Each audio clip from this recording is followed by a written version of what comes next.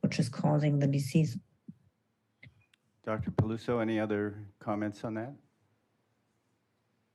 Yeah, I mean, I think the point is well taken. I think, you know, when I use the term post, I think what I'm really referring to is the framework that we have for thinking about the phases of an infection, kind of like the acute phase versus the post-acute phase. And that's really related to time since initial infection. But I think, you know, I really like the term that's being used in this meeting, which is infection-associated chronic illness. And I think, you know, in medical training, we're kind of taught specific jargon, specific terminology, and that may not be the best terminology. So I think going into this sort of with, you know, as a researcher going into this with an open mind and some humility about how to refer to these terms in a way that, you know, accurately captures what people are experiencing is really important. I have a question for Doctors Miglis and Raj. You know, we hear about viral reactivation as a cause of things. One of our impressions is after tilt testing, people can get enlarged lymph nodes, and there's a big degree of sympathetic innervation of the lymphatic tissues. How much is the orthostatic intolerance triggering some of the immunologic dysfunction, do you think? I'll let Mitch handle that one. What's that? Well, you have a better internet connection than I do, so apologies if my internet is spotty. I'm in the hills in Tuscany, so that's why I had to record my lecture and hope the audio came through. Sorry if that was a problem.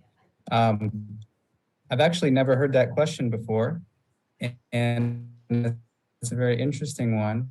I've had neuropathy in our patients. I mean, I think more commonly we see patients have crashes, you know, after tilt testing, which we assume is some kind of inflammatory reaction, you know, just like exercise can be inflammatory for some of these patients. That's why we don't push it. But, you know, I don't know if that would be a sympathetically triggered event, or if you know, a lot of these patients can release excessive amounts of norepinephrine, if that could be triggering this immune response. I don't know if you have anything to add to that, Satish. I've never honestly heard that before. It's an interesting question. Yeah, I haven't been told about the lymph nodes by patients. Certainly, tilts aren't the favorite activity of many of our patients, and they certainly can make them feel worse. You know, I'd buy inflammation as a potential mechanism, but I haven't heard about that specifically, or whether it's reactivating infection. Great, thank you. Other questions? Somebody in the back? Yep.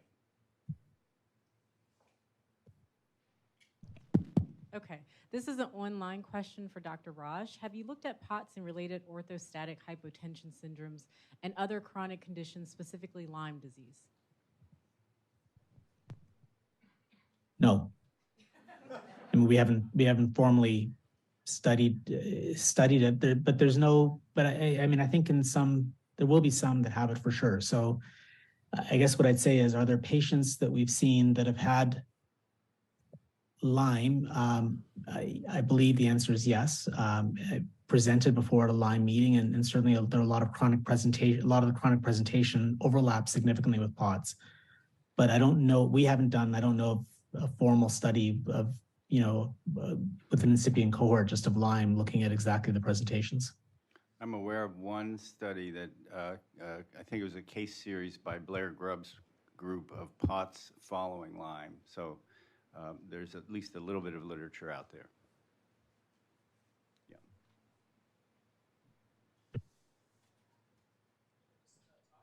No, she's coming. I'm Bonnie Crater. I'm from Portola Valley, California. I'm fascinated with the link and the recover studies that were so well explained at this meeting. And I'm really interested to see if the folks that are running those programs, whether it would make sense to add chronic Lyme patients or persistent Lyme disease patients to those studies to understand the persistent immune activation or other kinds of things that are going on. So thank you. Dr. Peluso?